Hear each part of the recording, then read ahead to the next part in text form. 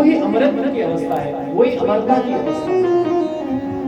तो इसलिए नित्य ओम शब्द का मन से, वचन से, कर्म से,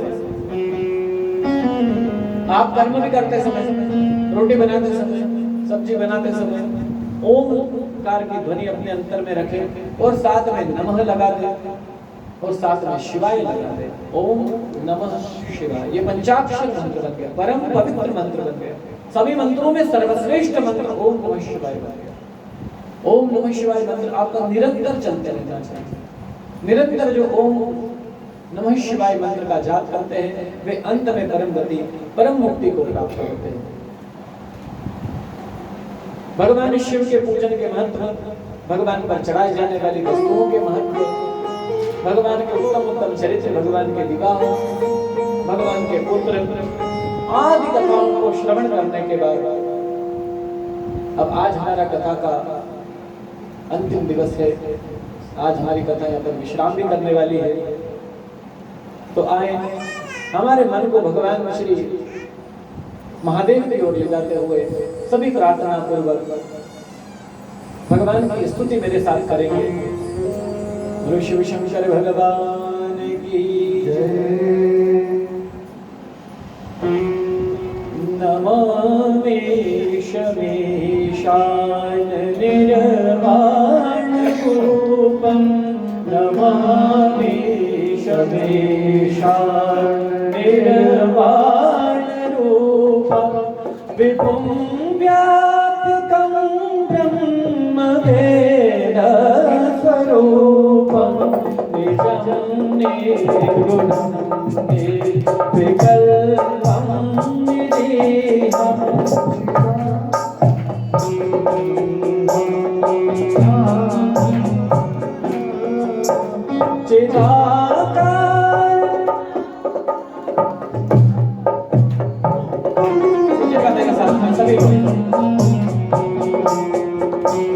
नमामि शमीशान निर्वाण रूपं, विभुं व्यापकं ब्रह्म वेद स्वरूपं, निजं निर्गुणं निर्विकल्पं निरीहं।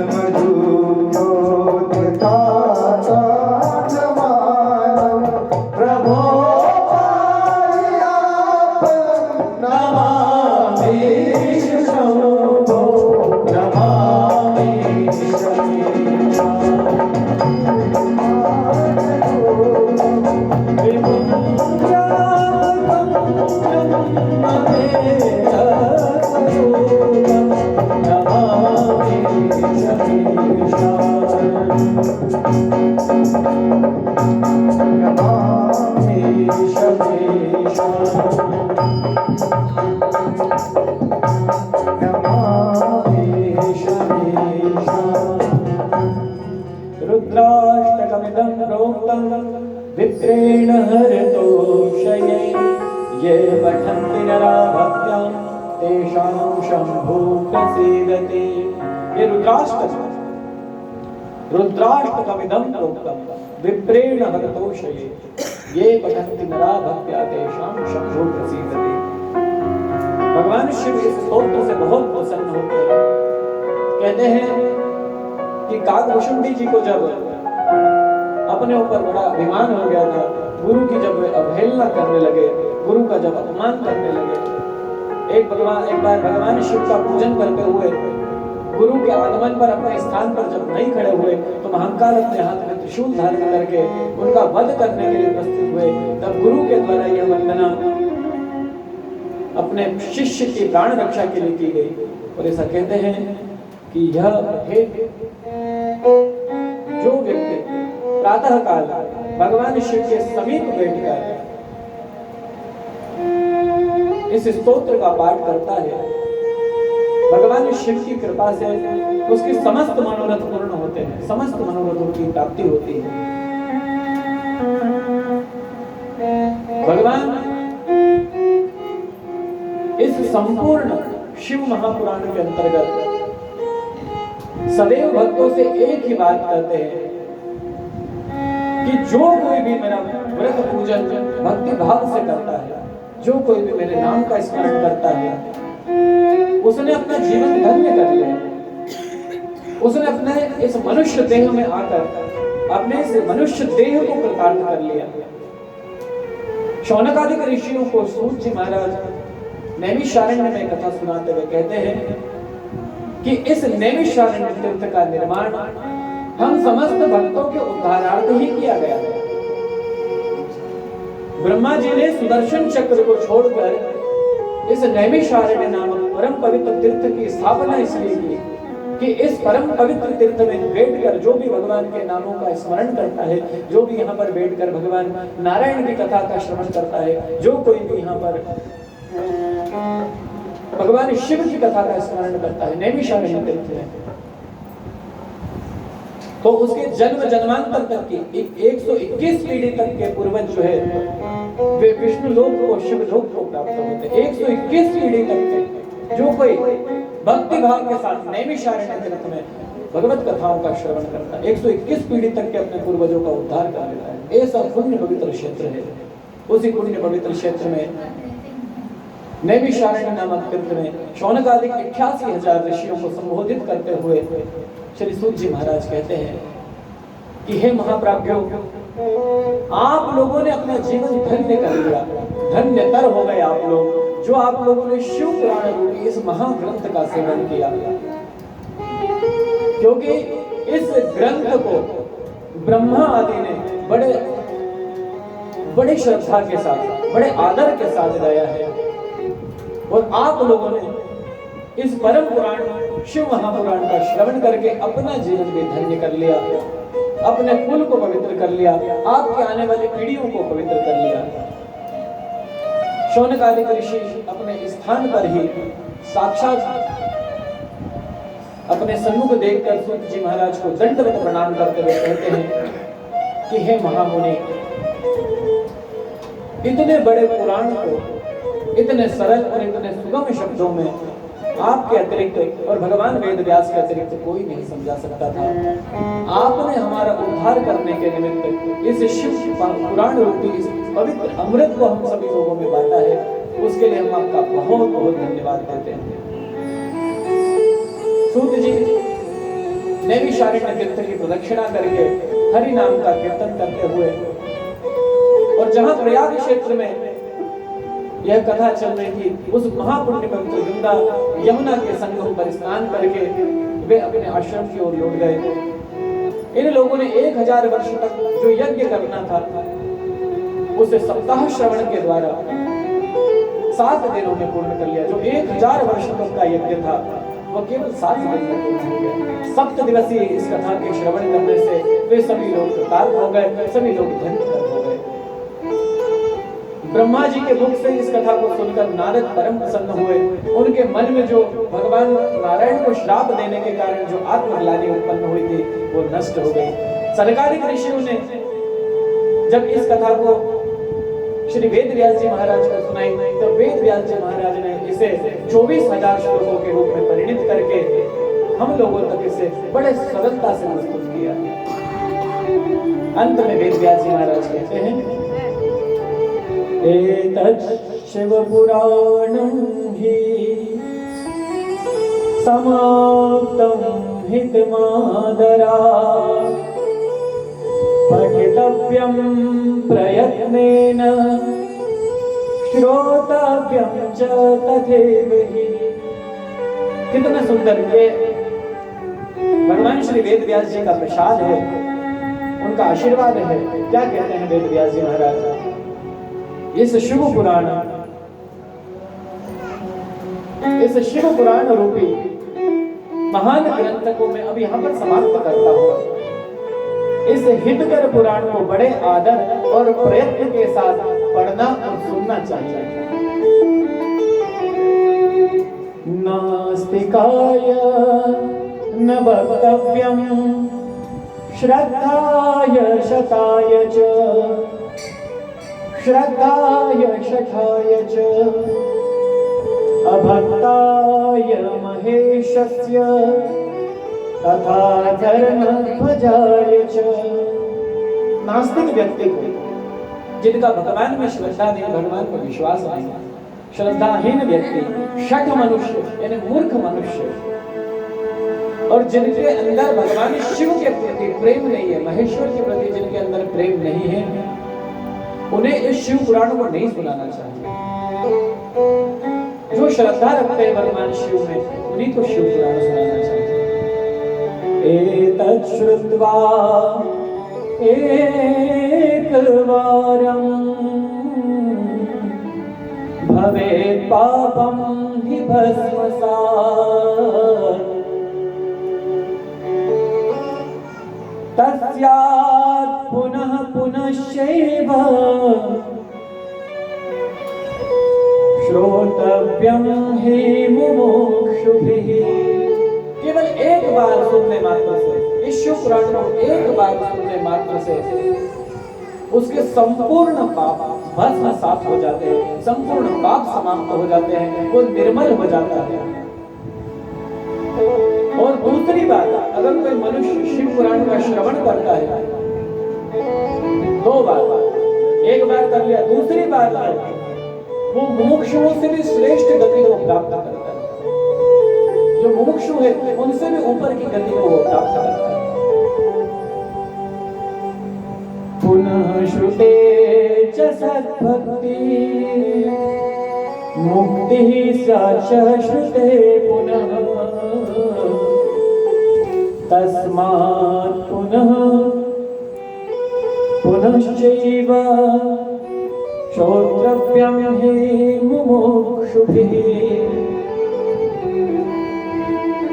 पंचावृत्तिः प्रकर्तव्या पुराणस्यास्य सद्धिया परं फल समुद्रम्। समुद्दिश्य तत्राप्नोति न संशयः। जिसने अपने जीवन में 5 बार शिव पुराण को पढ़ लिया या सुन लिया 5 बार,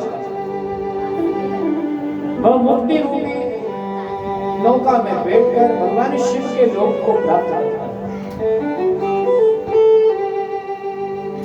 परम फलम समुद्दिश्य तं प्राप्नोति न संशयः। पुरातनाश्च राजानो विप्रा वैश्याश्च सप्तमाः सप्तकृत्वस्तदा वृत्त्या लभन्तः शिवदर्शनम्। और जिस व्यक्ति ने परम श्रद्धा परम आदर के साथ 7 बार शिव पुराण का श्रवण कर लिया, चाहे वो ब्राह्मण हो, क्षत्रिय हो, वैश्य हो, शूद्र हो, पतित हो, पाखंडी हो, चांडाल हो, ब्रह्म हत्या करने वाला हो, सुरापान करने वाला हो, परिस्त्रीगामी, गुरुपत्नीगामी, महा से महापातक करने वाला भी 7 बार अगर शिव पुराण की कथा को श्रवण करता है तो भगवान शिव साक्षात उसे आकर दर्शन देते हैं, साक्षात भगवान शिव उसे दर्शन देते हैं। श्रोष्यत्यथापि यश्चेदं मानवो भक्ति तत्परः इह भुक्त्वा अखिलान् भोगान् वन्दे मुक्तिं लभेष्यसः। जो मनुष्य परम श्रद्धावान होकर परम भक्ति भाव के साथ भगवान शिव महापुराण को प्रणाम करते हुए नित्य अपने घर में 1 पेज, आधा पेज, आधे से भी कम पेज भी पढ़ता है, 1 पद पढ़ता है, 1 श्लोक पढ़ता है, वह भी अंत समय में शिवलोक को प्राप्त करता है। इतना इस शिव महापुराण का पुण्य है। एतत् शिव पुराणं हि शिवस्याति प्रियं परं भुक्ति मुक्ति प्रदं ब्रह्म संमितं भक्तिवर्धनम्। यह शिव पुराण, ये वेद व्यास जी का प्रसाद है, वेद व्यास जी के वचन है। कि वेद व्यास जी क्या कहते हैं कि जो कोई मनुष्य इस भुक्ति मुक्ति प्रदान करने वाले शिव पुराण को परम श्रद्धा के साथ, परम विश्वास के साथ, परम भक्ति के साथ अपने घर पर विराजित करता है, अपने घर पर रखता है, उसे भी भुक्ति मुक्ति प्राप्त होती है।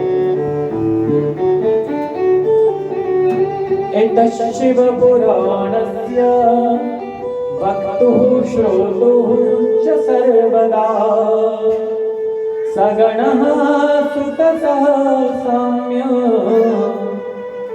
शंकरोतु सशंकरः।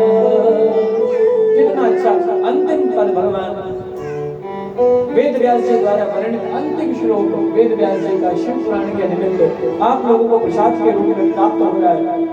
अंतिम श्लोक में वेद व्यास जी महाराज समस्त भक्तों के कल्याणार्थ कहते हैं कि एतद् शिव पुराणस्य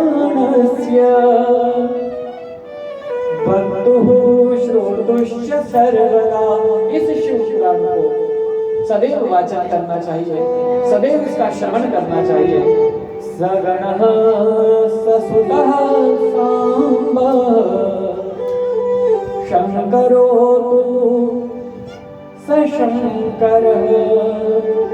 यह श्रेष्ठ शिव पुराण भगवान शिव को अति प्रसन्न करने वाला है। यह देव वेद तुल्य है, देवताओं के तुल्य, वेदों के तुल्य है। माननीय भोग और मोक्ष देने वाला है, भक्ति भाव को बढ़ाने वाला है। अपने प्रमथ गणों के साथ दोनों पुत्रों और देवी पार्वती जी के साथ भगवान शंकर इस पुराण के श्रवण करने वाले और इस शिव पुराण का वाचन करने वाले दोनों का कल्याण करते हैं, दोनों का उद्धार करते हैं, समस्त जगत का कल्याण करते हैं। हम भी 7 दिवस तक शिव महापुराण की कथा का श्रवण किया। भगवान से प्रार्थना करें, सभी लोग हाथ जोड़कर भगवान शिव से प्रार्थना करें।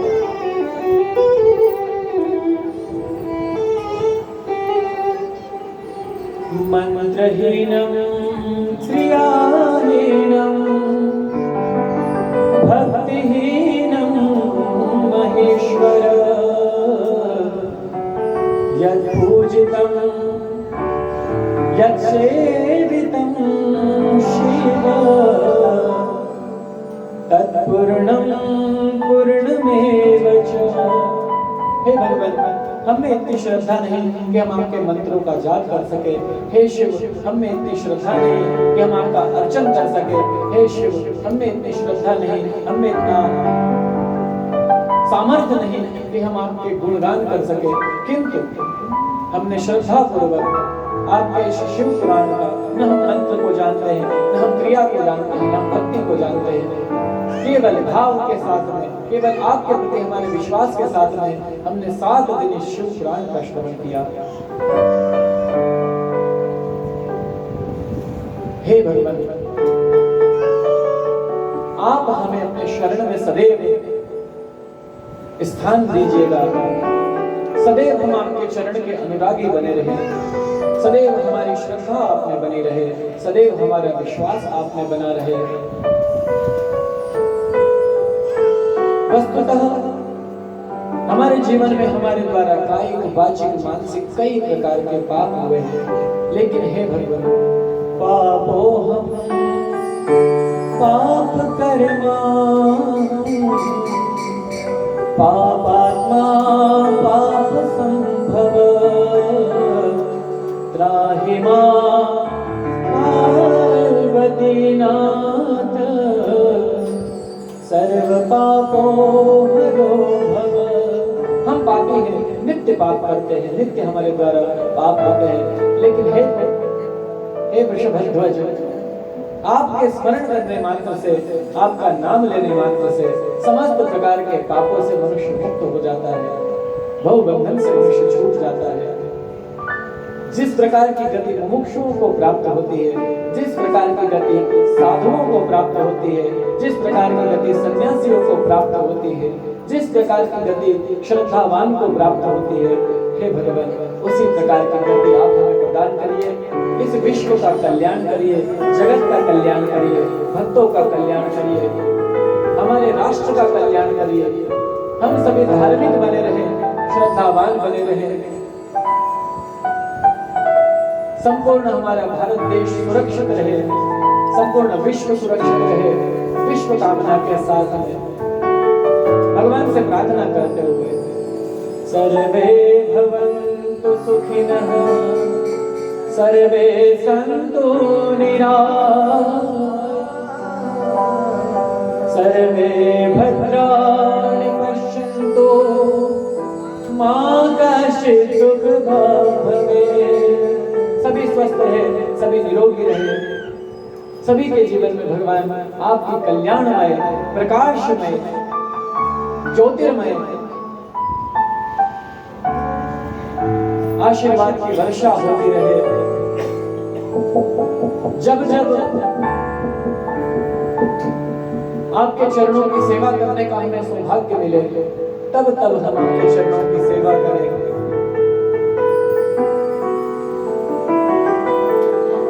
जब जब संसार का कैदी बनो, निष्काम भाव से कर्म करो, इस पूजन की एक रग का हो पार तुम्हारे हाथ। हे भगवान, हे जीत तुम्हारे हाथों में और हार तुम्हारे हाथों में। ये पूरा जीवन हम आपके चरणों में समर्पित करते हैं। यथोक्त फल मापनेन, इस कथा का संपूर्ण फल हम आप ही को समर्पित करते हैं। जिस प्रकार भी आप इस 7 दिवसीय इस महा आयोजन से प्रसन्न हुए, तो भगवान समस्त भक्तों का कल्याण करते हुए सदा सर्वदा आप हमारे अंतःकरण में विराजमान रहिएगा, हमारे अंतर में विराजमान रहिएगा। भूल से भी हम किसी के हृदय को न पीड़ा पहुंचाए, भूल से भी हमारे द्वारा किसी जीव की हत्या न हो, भूल से भी हमसे किसी के हृदय को कोई ऐसा कटु वचन न निकल जाए कि जिसके कारण उसके हृदय को पीड़ा हो। इसलिए भगवान से क्षमा प्रार्थना करते हुए कि हे भगवान क्षमा कीजिए, त्राहि मां त्राहि मां त्राहि मां शरणागतम्। हे भगवान मैं आपकी शरण में आ गया हूँ। और ऐसा कहते हैं कि जो भी आपकी शरण में आ जाता है आप उसे अपना लेते हैं। तो हे भगवान मैं भी आपकी शरण में आया हूँ, आप मुझे भी अपना समझकर अपना लीजिएगा। बोलो शिव महापुराण की, शिव शंकर भगवान की, श्री महाकालेश्वर भगवान की जय। आइए मंगलमय दिवसों में कीर्तन करते हुए, भजन करते हुए और भगवान शिव महापुराण को प्रसन्न करते हुए कि हे भगवान आप हमारे यहाँ पधारे, बहुत बड़ा अनुग्रह किया कि जो आप हमारे घर साक्षात शिव रूप में पधारे। उस अनुग्रह के लिए धन्यवाद आपका बहुत बहुत। सभी हमारे संगीत के सहयोगी बंधुओं को बहुत बहुत धन्यवाद। हमारे सभी विप्र गणों को, ब्राह्मण देवताओं को बहुत बहुत धन्यवाद। साथ ही इस कथा को श्रवण करके अपने जीवन को धन्य करने वाले सभी को बहुत बहुत धन्यवाद। हमारे यजमान श्री जिन्होंने इस पुण्यमय आयोजन को किया उनको बहुत बहुत धन्यवाद। क्योंकि देखो इतना बड़ा धार्मिक कर्म करना किसी के लिए भी बस का कार्य नहीं है, बहुत कठिन कार्य है ये। तो उन सभी को बहुत बहुत धन्यवाद। सभी मातृशक्तियों को बहुत बहुत धन्यवाद। और जिन लोगों ने इस कार्य को अच्छा करने के लिए अपनी अपनी तरफ से सहयोग किया कि ये कार्य बहुत अच्छा हो जाए, किस प्रकार घर के सभी सदस्यों ने ब्राह्मणों के इन 7 दिवसों में जिस प्रकार की भी सेवा की उनको बहुत बहुत धन्यवाद। हमारे लिए भोजन आदि का प्रबंध करने वाले सभी को बहुत बहुत धन्यवाद। और तो और जिस प्रकार भी जिसने थोड़ी सी भी सेवा की उनकी सेवा का उन्हें अक्षय फल प्राप्त हो गए, ऐसी भगवान से प्रार्थना करते हुए आज अक्षय तृतीया का पवित्र दिन है। जिसने जिस प्रकार की भगवान शिव महापुराण की जिस प्रकार की सेवा की, किसी ने झाड़ू लगा के सेवा की, यहाँ पर किसी ने पोछा लगा के सेवा की, किसी ने जलपान करवा के सेवा की, किसी ने किस प्रकार से सेवा की, उन सभी को भगवान अक्षय फल प्रदान करे।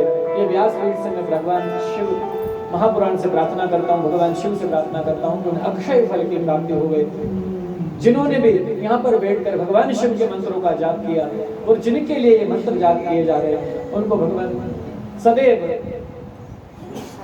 स्वस्थ रखे, मस्त रखे, तंदुरुस्त रहे और शत पूर्ण करे। मैं भगवान से यही प्रार्थना करता हूँ कि वे शतायु हो गए। ऐसी भगवान से प्रार्थना करते हुए कि ऐसे शुभ अवसर पर, इस मंगलमय दिवस पर आज हम लोगों को भगवान के नाम सुनने का जो सौभाग्य प्राप्त हुआ, मुझे भगवान शिव की कथा करने का सौभाग्य प्राप्त हुआ, आप लोग सभी लोगों को शिव कथा सुनने का जो सौभाग्य मिला, उसके लिए यजमान शिव को भी बहुत बहुत धन्यवाद, सभी का आभार। और आइए अब हम विश्राम की ओर आगे बढ़ते हैं।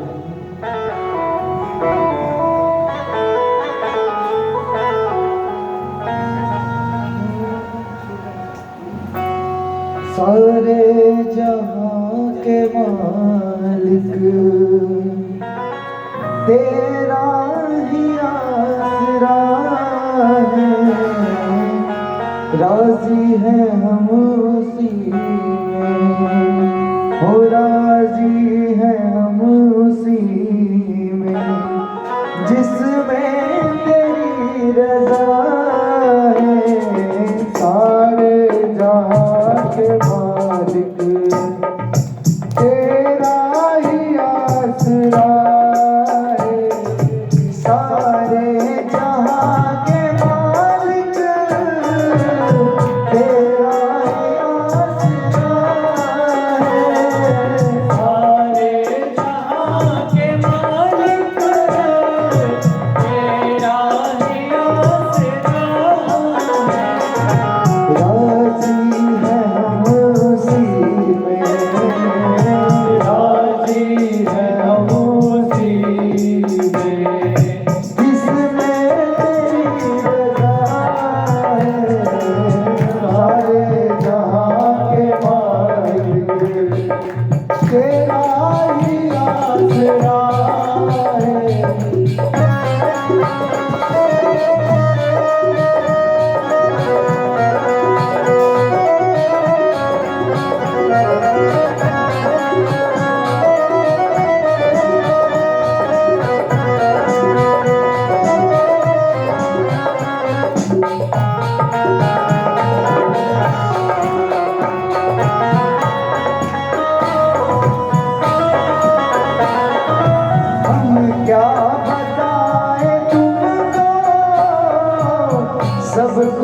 तुम्हें खबर है हम क्या